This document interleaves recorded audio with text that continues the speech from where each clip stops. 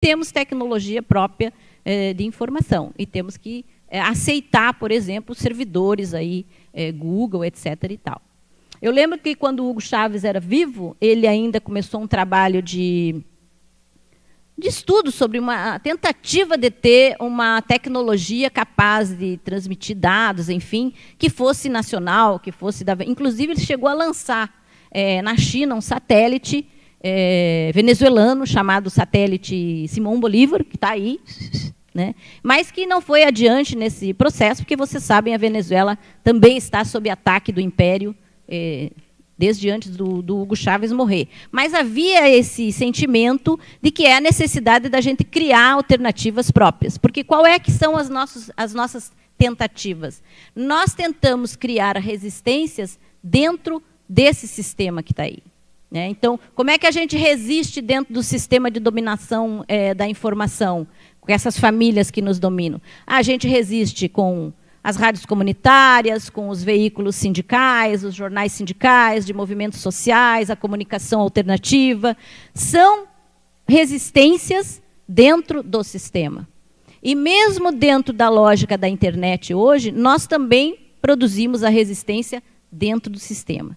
Então, talvez seja um momento da gente pensar, depois a companheira do Mídia Ninja pode falar melhor sobre isso para vocês, dessas resistências nesse universo aí do campo da informação através da internet ou coisa assim, mas é preciso a gente pensar também formas da gente não só resistir, mas também propor, né, alternativas de comunicação que fujam dessa lógica do um pouquinho mais de democracia na Rede Globo, como é o movimento pela democratização da comunicação, né, um pouquinho mais de democracia na Record, um pouquinho mais de democracia nas redes sociais, sendo que a gente não deve, meu ponto de vista, obviamente, ter como horizonte um pouquinho mais. Né? A gente deve ter o horizonte de justiça, de participação, de libertação. Então, no campo de vocês que são da engenharia, é muito importante isso. Queria lembrar que o Brasil, por exemplo, em todas as possibilidades que o Brasil tem de avançar no campo da formação de informação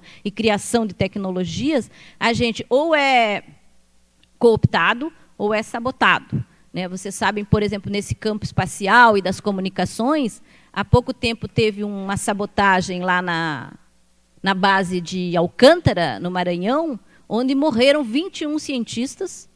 Né, disse que foi um acidente, mas pessoas, inclusive, de dentro das Forças Armadas, cogitam a possibilidade de ter sido um ataque mesmo, né, contra o cérebro brasileiro, porque eram os 21 mais importantes cientistas do sistema espacial e da questão comunicacional brasileira, do ponto de vista da construção de coisas, foram mortos num único acidente. Então, imaginem vocês como reconstruir esse saber, né, de 21 cientistas que levaram, certamente, cada um deles 20, 30 anos para formar esse saber. Nós estamos zerados. Né?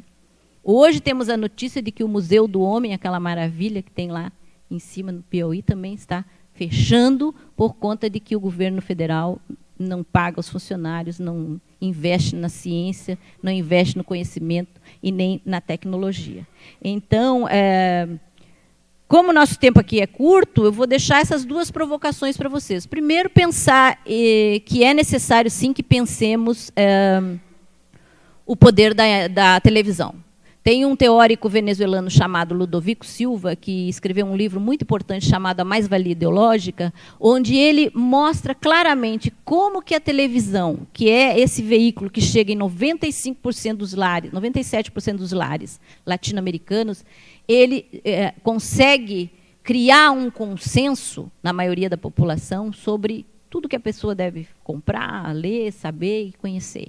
Então, ele faz um trabalho magnífico e quem tem interesse nesse tema, sugiro que leia. Esse livro chama-se A Mais-Valia Ideológica, que é o seguinte, o cara produz mais-valia quando está trabalhando lá na fábrica, mas também produz mais-valia ideológica quando está sentado diante da televisão, vendo Gugu, vendo Faustão, vendo Jornal Nacional ou os 10 Mandamentos. E o segundo elemento é pensar essa jogada da resistência no mundo internetico, né? Até onde nós temos que resistir e até onde nós podemos avançar para construir uma forma verdadeiramente alternativa de comunicação e que a gente possa efetivamente chegar na maioria da população. Porque hoje, toda a nossa mídia dita alternativa, ela pode ser completamente destruída com um único minuto ainda nesses grandes jornais. E só para fechar mesmo, lembrando que aquelas pessoas que dizem que está caindo o poder desses grupos Marinho, Record, etc., e que as mídias sociais estão crescendo bastante, sim e não. Porque, na verdade, se vocês pegarem o próprio Facebook de vocês e observarem o que se distribui no Facebook, se não é o UOL, se não é G1, se não é também as informações que são produzidas por essas mesmas empresas, cujas famílias são donas e que estão também se apropriando do universo da internet. Então, temos aí uma grande batalha para travar. Por aí. Obrigada.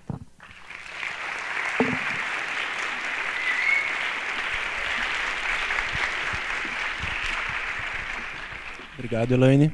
Agora passamos para a Cláudia. Bom dia para todo mundo. Eu sou conhecida como Branca. Meu nome é Cláudia Schultz, mas eu sou conhecida como Branca. Sou participante integrante da Mídia Ninja.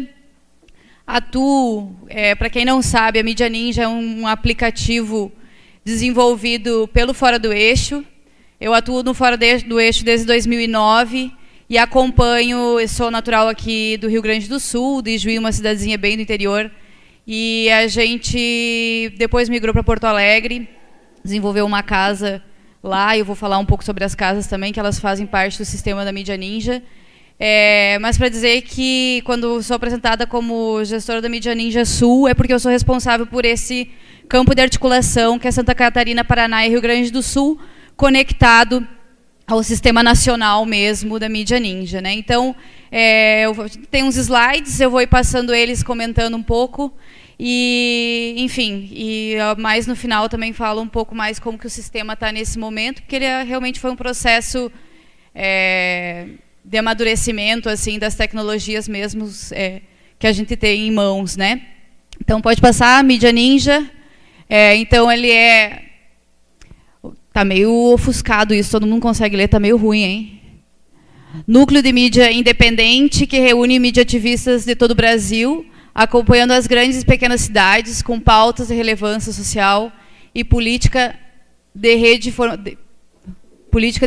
de formação empírica na área de mídia livre. Ou seja, para a Mídia Ninja, gente, não é só a grande pauta que importa.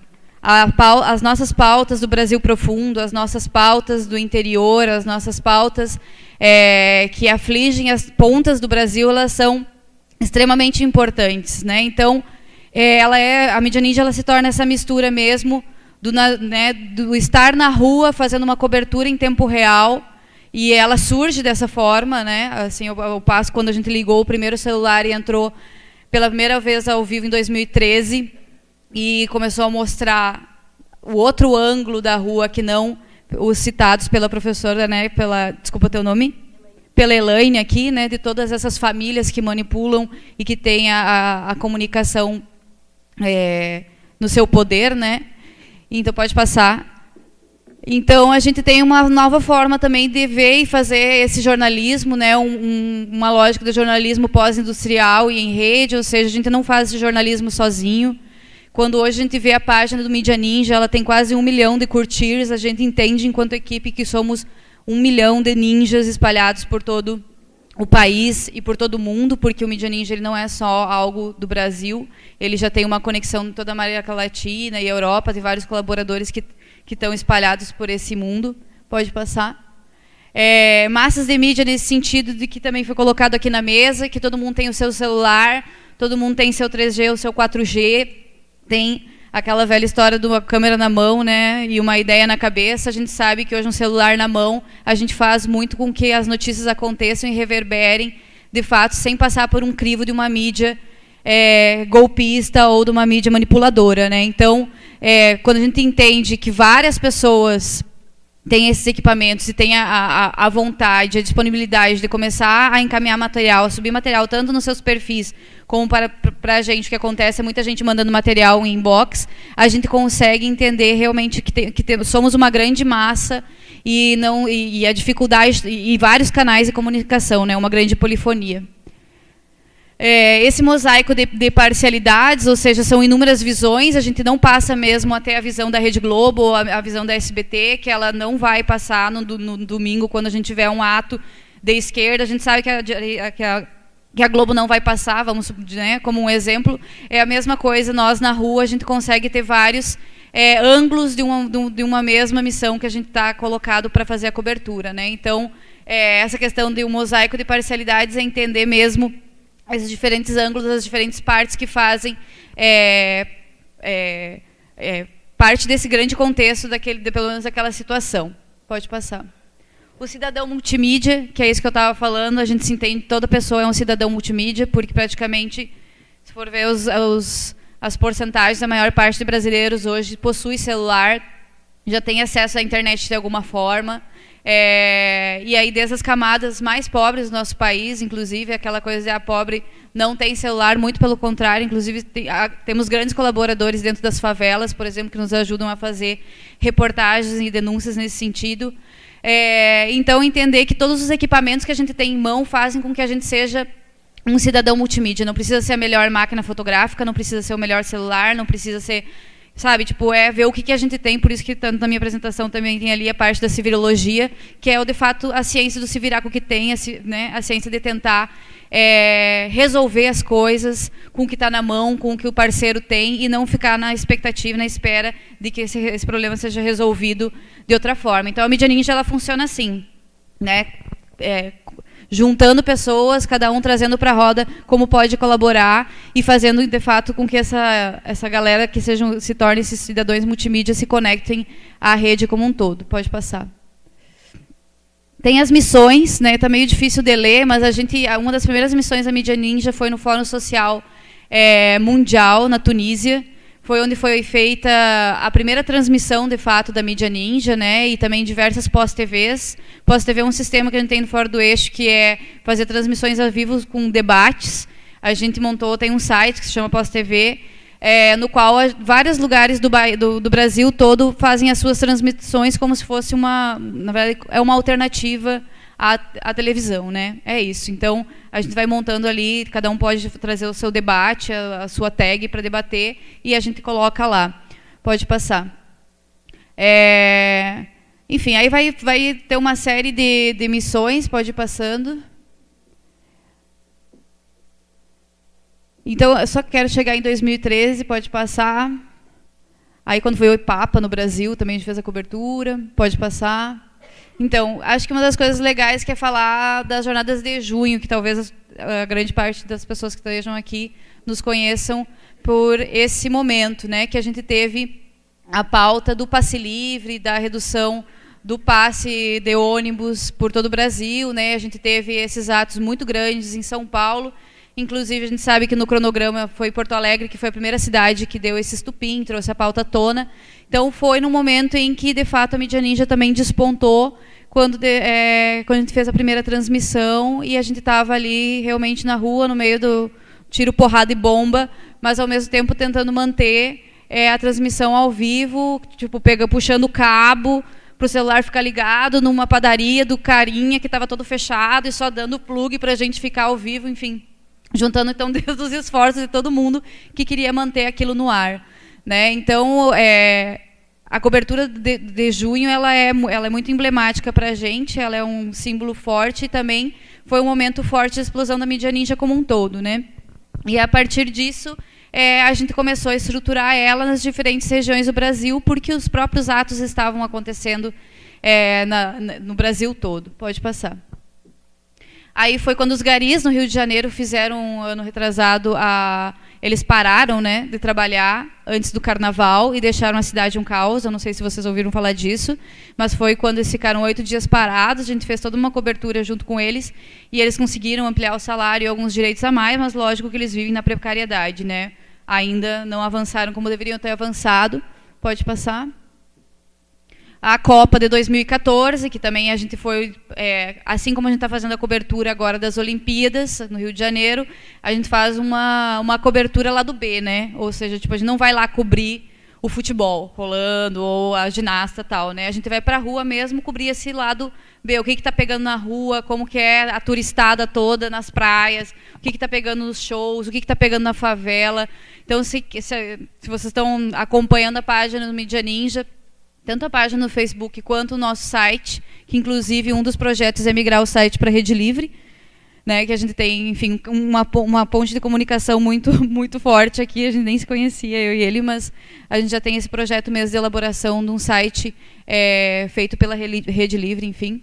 E então a gente vai subindo essas matérias, fazendo essas imagens, fazendo os vídeos e fazendo as transmissões ao vivo de uma cobertura que não é a tradicional, né, que é a cobertura mesmo da rua, desse estar próximo das pessoas que estão participando, por exemplo, de mega eventos e do impacto também que a gente tem no nosso próprio país, né? Então, quando a gente vai hoje fazer uma missão mesmo de ir, sei lá, para a favela do Alemão, no Rio de Janeiro, a gente vê como que essa comunidade está vivendo as Olimpíadas, né? Então, em condições precárias e subhumanas, com um monte de obra que está ali fantasiado com um tapume na frente ou com um grande banner do Rio 2016. Né? Pode passar. A conta d'água, que foi aquela crise de São Paulo, né? São Paulo teve uma crise gigante de água um tempo atrás, e a gente juntou vários jornalistas independentes. Isso não foi um projeto só da Mídia Ninja, foram de vários jornalistas, inclusive aí foi se desenvolvendo o que é os jornalistas livres hoje, não sei se já ouviram falar também, mas é uma outra frente de trabalho de mídia independente, que são os jornalistas livres. E a Conta d'Água foi uma série de reportagens pelo Brasil todo, não só em São Paulo, com relação à escassez de água no nosso país. Pode passar.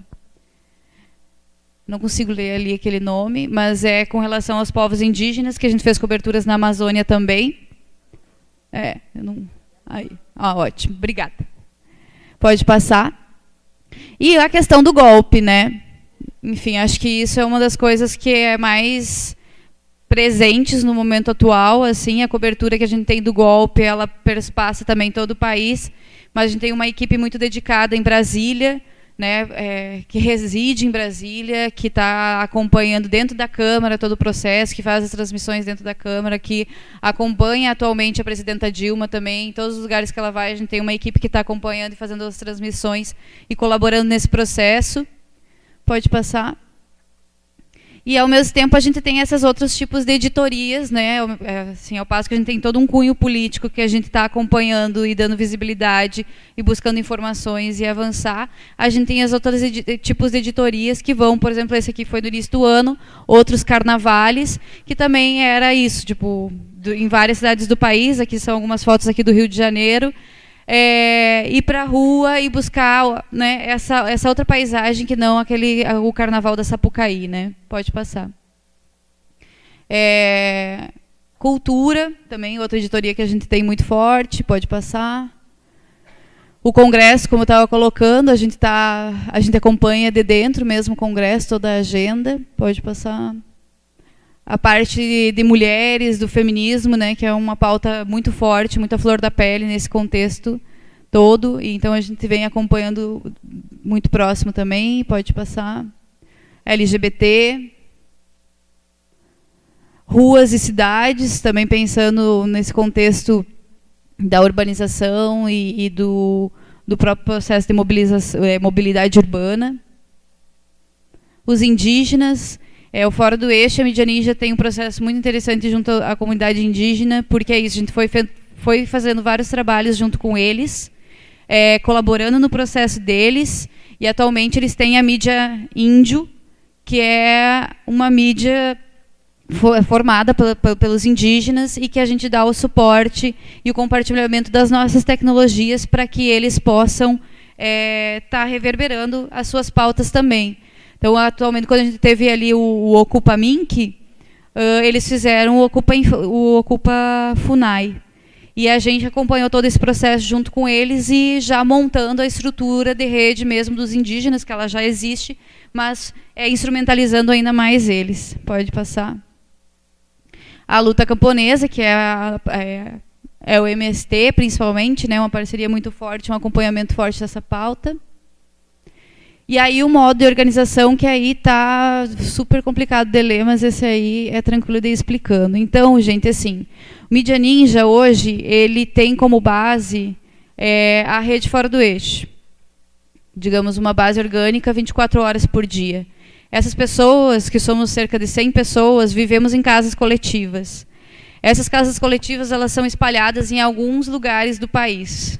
Então, a gente tem no Rio de Janeiro, a gente tem em Minas Gerais, a gente tem em Maricá, que é no interior do Rio de Janeiro, a gente tem em Brasília.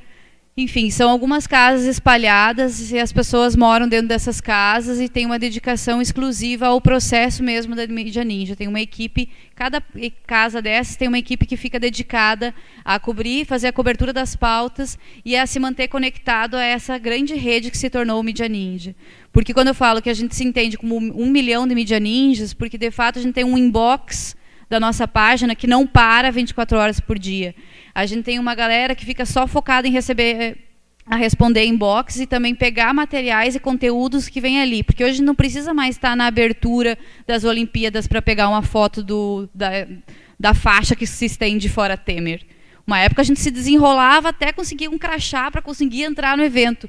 Hoje tem alguma pessoa que já diretamente vai tirar a foto e vai mandar no inbox e a gente vai subir um ótimo conteúdo na página por meio de um colaborador. Claro que tudo isso, né, então a gente tem também uma galera que fica só recebendo os e-mails, respondendo os e-mails, porque tem muita gente que encaminha ainda tanto proposta de pauta, quanto questões, quanto dúvidas, tudo por ali. A gente tem uma galera que é só focada na editoria disso, porque a gente não sobe qualquer coisa. Tem todo um cuidado com o tipo de informação que se chega, porque como é isso, como é muita gente mandando informação, a gente tem total responsabilidade de ter o cuidado do que a gente está subindo e divulgando. Então, a gente tem uma equipe que está dedicada ali a fazer a esse cuidado e essa editoria. Ao passo disso, como que isso tudo funciona dentro de uma lógica, assim, né, para entender? Todo mundo deve conhecer o Telegram, que é o similar do WhatsApp, né, só que é software livre. A gente tem mais de 50 chats do Telegram por regiões.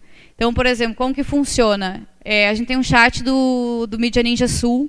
São 50 pessoas que tem ali, que são colaboradores, que são pessoas que fizeram parte de outros processos, e a gente foi juntando essas pessoas, montamos um chat, e esse chat ele funciona a partir de pautas que são desde eventos que tem no Facebook, postados no Facebook, como pautas que, sei lá, o MST pode ter mandado uma mensagem dizendo que vai fechar uma avenida, uma rua, uma estrada, e a gente vai junto.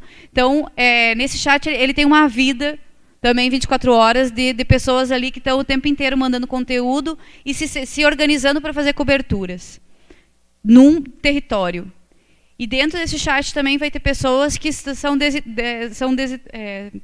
desterritorializadas, ou seja, estão em algum lugar do país ou do mundo subindo conteúdo na página, subindo conteúdo no site, tweetando, postando no Instagram, e estão divididas com essas funções.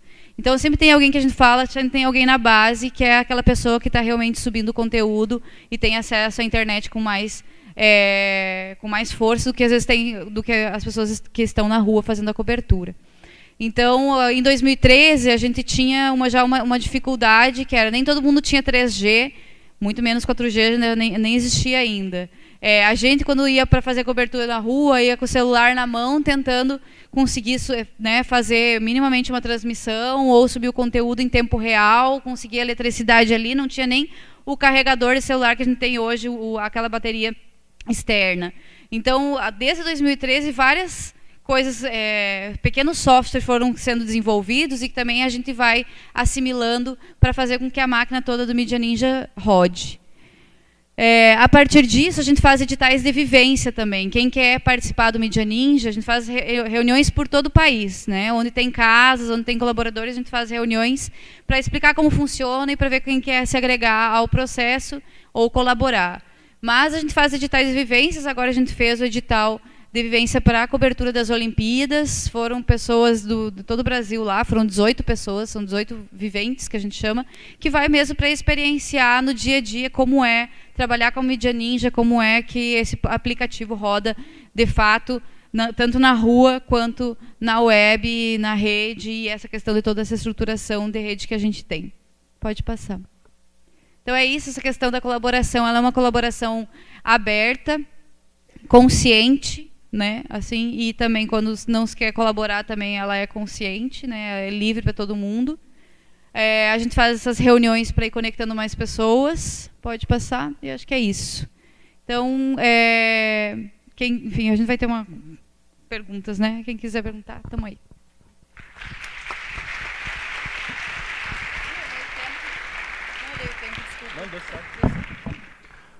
Então, agora abrimos para debates. As inscrições podem ser ali à direita. Acho que 5 pessoas, daí a mesa fala.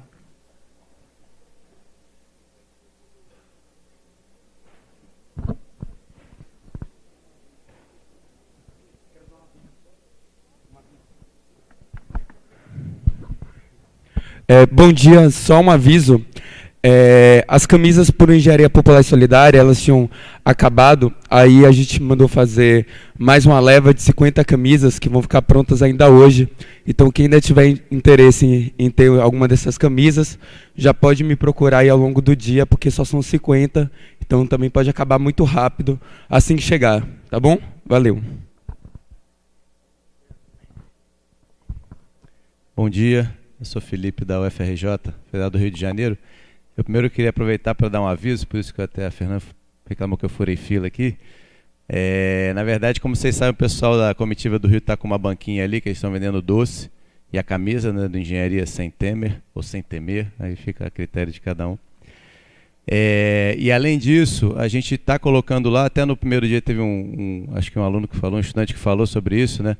A gente está colocando alguns livros lá sobre a temática da engenharia e desenvolvimento social, né? Na verdade, a gente tem uma editora que se chama Editora Insular, não sei se vocês conhecem aqui em Florianópolis, que produz alguns desses livros.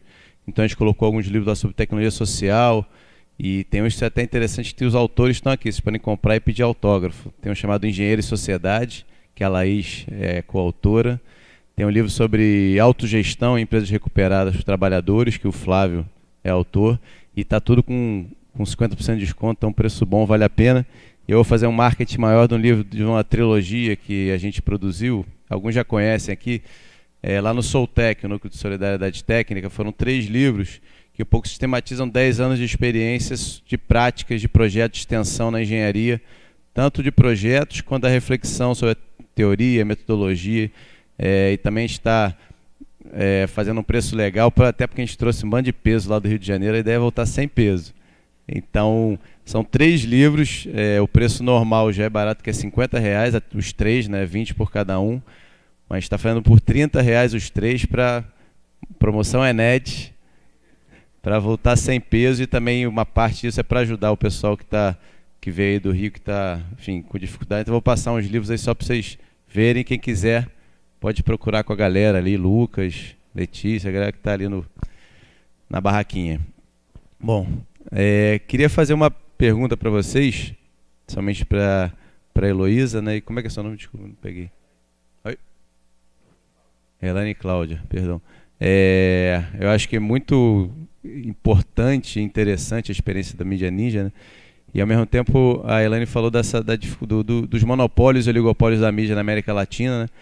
E é importante entender também como o Estado reforça e fortalece isso, e financia, né? Tem um papel assim como em vários outros setores econômicos, o Estado também é um grande financiador e fortalece esse cenário. Eu queria ouvir de vocês um pouco a reflexão sobre como se dá a viabilidade desses meios alternativos. Porque, por um lado, a gente tem até alguns casos em que o próprio Estado consegue financiar, em alguns sentidos, uma mídia alternativa, né? Na Venezuela, acho que foi muito forte, né, o incentivo a rádios comunitárias, a revistas comunitárias e a própria Telesur, que acho que talvez seja um dos principais canais. Aqui a gente pode dizer que teve a TV Brasil, que, né, não é assim uma coisa tal, mas propunha uma coisa diferente, tanto que já está sendo, né, destruída agora no novo governo. Mas isso claramente também representa muitos limites, né? Quando o Estado financia, né, uma dependência daquilo e do cenário político, né? Mas ao mesmo tempo eu fico, como é que a gente consegue fazer isso a partir de outras fontes de financiamento. Queria até, se você pudesse falar um pouco mais como que a Mídia Ninja consegue se viabilizar, porque acho que é uma questão importante para poder fazer coisas contínuas, né, e de longo prazo. Só para vocês refletirem. Bom dia a todas e todos. Eu só queria dar um